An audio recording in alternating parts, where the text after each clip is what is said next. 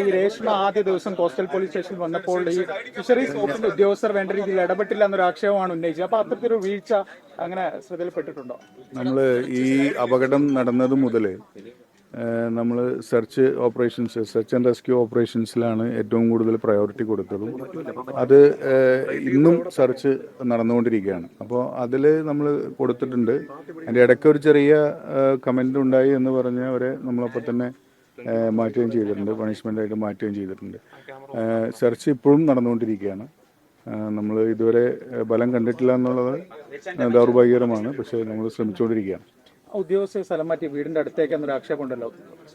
Immediate ആയിട്ട് നമുക്ക് ഇവിടെ ചാർജ് എടുക്കാൻ കഴിയുന്ന ഒരു ഉദ്യോഗസ്ഥനെ വേണം ഇങ്ങോട്ട് ട്രാൻസ്ഫർ ചെയ്യാൻ. ഇമ്മീഡിയറ്റ് ആണല്ലോ, ഇവിടെ സെർച്ച് നടന്നുകൊണ്ടിരിക്കുന്ന സമയം. അതുകൊണ്ടാണ് അങ്ങനെ ചെയ്തത്. അത് നമ്മൾ ആലോചിച്ചിട്ട് നമ്മൾ കോസ്റ്റൽ പോലീസും മറൈൻ എൻഫോഴ്സ്മെന്റും അതുപോലെ കോസ്റ്റ് ഗാർഡും അതിനുശേഷം നേവിയും പിന്നെ കോസ്റ്റ് ഗാർഡിൻ്റെ ഏരിയൽ സെർച്ചും എല്ലാ കാര്യങ്ങളും നമ്മൾ നടത്തിയിട്ടുണ്ട്. അത് തൃപ്തരാണെന്ന് കുടുംബം തന്നെ പറയുകയുണ്ടായി സെർച്ചിൽ. പക്ഷെ ഇപ്പോൾ അവർ പറഞ്ഞൊരു കാര്യം, നമ്മുടെ ഈ ഒരു അപകടമുണ്ടായാൽ ഗോൾഡൻ അവേഴ്സിൽ ഇമ്മീഡിയറ്റ് ആയിട്ട് റെസ്പോണ്ട് ചെയ്യുന്ന ഒരു സംവിധാനം ഗവൺമെൻറ് ഉണ്ടാക്കണം എന്ന് അവർ ആവശ്യപ്പെട്ടു. ഇന്നലെ ബഹുമാനപ്പെട്ട മുഖ്യമന്ത്രി ഇവിടെ സന്ദർശിച്ച ശേഷം SOP ഉണ്ടാക്കണമെന്ന ഡയറക്ഷൻ തന്നിട്ടുണ്ട്.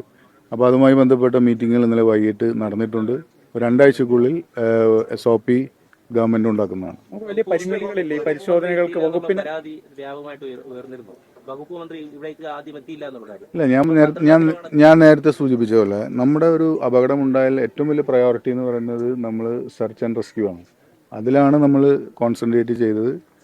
ബാക്കി ഷിബു ബേബി ജോൺ മിനിസ്റ്റർ മണ്ഡലമാണ്, അദ്ദേഹം ഇവിടെ ആ നിമിഷം മുതൽ ഉണ്ടായിരുന്നു. ബാക്കി എല്ലാ ഓപ്പറേഷൻസും ബഹുമാനപ്പെട്ട ജില്ലാ കളക്ടർ ഉൾപ്പെടെ അന്നു മുതൽ അതിൽ ഫുള്ളി ഇൻവോൾവ് ആയിട്ട് വർക്ക് ചെയ്തുകൊണ്ടിരിക്കുകയാണ്.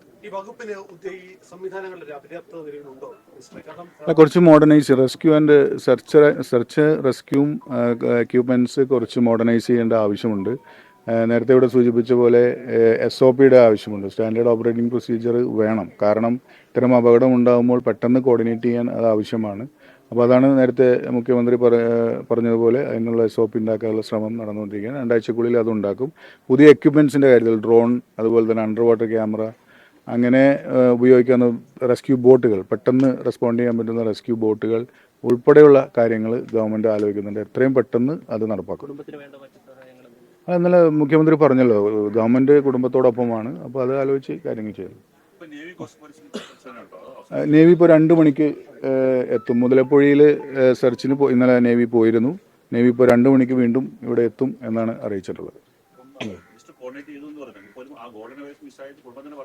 അല്ല, നമ്മളിപ്പോൾ ഈ ഒരു സംവിധാനം പുതിയതായിട്ട് നമ്മൾ കുറച്ചുകൂടി അഡ്വാൻസ്ഡ് ആയിട്ട് ഉണ്ടാക്കി എടുക്കേണ്ടതുണ്ട് എന്നുള്ളത് നമ്മൾ എല്ലാവർക്കും അറിയാവുന്ന ഒരു കാര്യമാണ്. ഞാൻ നേരത്തെ സൂചിപ്പിച്ച പോലെ നമുക്ക് മോഡേണൈസ് ചെയ്തേ പറ്റൂ. മോഡേണൈസ് ചെയ്താൽ മാത്രമേ നമുക്ക് ആ ഗോൾഡൻ അവേഴ്സിൽ നമുക്ക് പെട്ടെന്ന് ആക്ട് ചെയ്യാനും ഡ്രോൺ ഉൾപ്പെടെയുള്ള കാര്യങ്ങൾ ഉപയോഗിച്ച് നമുക്കിവരെ കണ്ടെത്താനും സാധിക്കുകയുള്ളൂ. അപ്പോൾ അതിനുവേണ്ടി എത്രയും പെട്ടെന്ന് അത് ഏർപ്പാടാക്കും.